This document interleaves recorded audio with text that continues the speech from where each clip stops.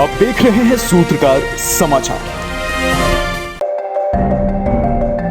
राज्यपाल सीपी राधाकृष्णन ने राज्य में जारी ताजा घटनाक्रम पर प्रतिक्रिया व्यक्त करते हुए कहा कि आखिर क्यों लॉ एंड ऑर्डर पर असर पड़ेगा। ईडी अपना काम कर रहा है और सीएम हेमंत सोरेन को सही जवाब ईडी को देना है। इसमें लॉ एंड ऑर्डर बिगड़ने की बात कहाँ है? कोई कानून से ऊपर नहीं है, इसलिए लॉ एंड ऑर्डर बिगड़ने की बात ही नहीं है। एक सवाल के जवाब में राज्यपाल सीपी राधाकृष्णन ने कहा कि आखिर पब्लिक क्यों गुस्सा होगी, उसे गुस्सा होने की जरूरत क्या है, ऐसा सवाल ही नहीं उठता है। लोकतंत्र में इन सब बातों की कोई जगह नहीं है। यहाँ तक प्रधानमंत्री को भी जांच एजेंसियों को सवाल के जवाब दिए हैं। अगर आपको जन नेता बनना है तो आपको जवाब देना ही होगा। उनका इशारा सीएम हेमंत सोरेन की तरफ था। Why law and order has to be affected? ED is doing its duty. It is the duty of the Chief Minister to give the right answers to the ED. Why? No Chief Minister is above. Why law and order situation will go into worst? Why? Public is angry, he said. Why public is angry? Why public should get angry? No questions? No questions in a democracy is not allowed.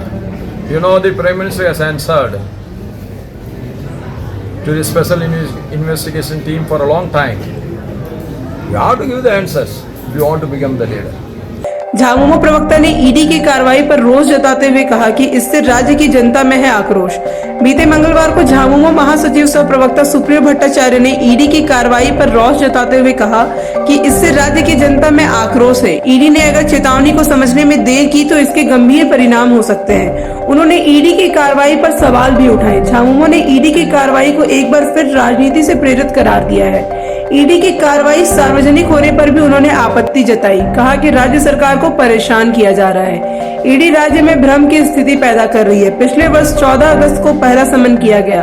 उन्हें पता होगा कि इस दिन मुख्यमंत्री कितने व्यस्त रहते हैं। ईडी छापेमारी करती है, लेकिन यह नहीं बताती कि किसके यहाँ से क्या बरामद हुआ है। ईडी के साथ राजनीतिक लड़ाई लड़ने पर विवश किया जा रहा है, जैसे छत्तीसगढ़ और राजस्थान में किया गया, वैसे ही झारखंड में किया जा रहा है। राज्य सरकार ने कैबिनेट में निर्णय लेकर कहा है कि आप पूरे तथ्य के साथ आइए, हम पूरा सहयोग करेंगे।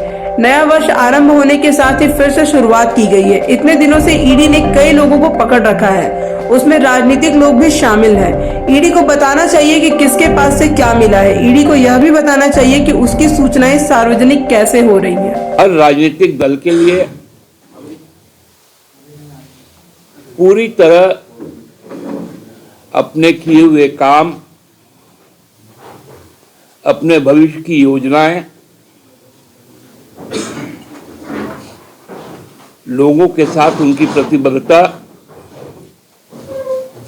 उनके प्रचार प्रसार के लिए होती है। ये एक लोकतांत्रिक परंपरा है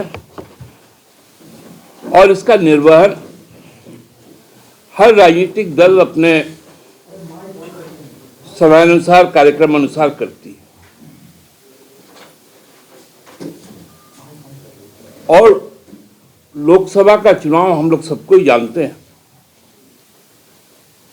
कि मई के अंत तक लोकसभा का गठन हो जाना है। तो निश्चित तौर पे ये जो सारी प्रक्रिया शुरू होगी, ये मार्च के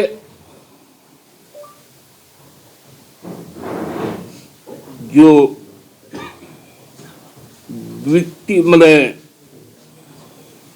जो सेकेंड वीक से लगभग शुरू हो जाएगी, जब मॉडल कोड ऑफ कंडक्ट लागू हो जाएगा,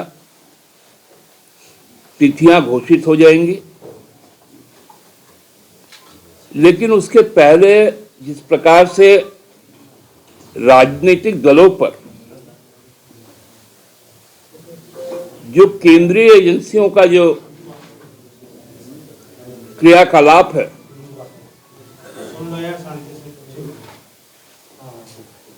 वो पूरा दर्शाता है कि भारतीय जनता पार्टी ने तय कर रखा है कि हम राजनीतिक रूप से जब चुनाव नहीं लड़ पाएंगे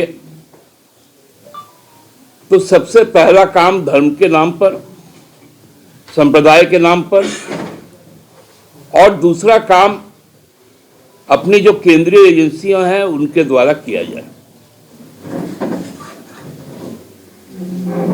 और भ्रम फैलाया जाए।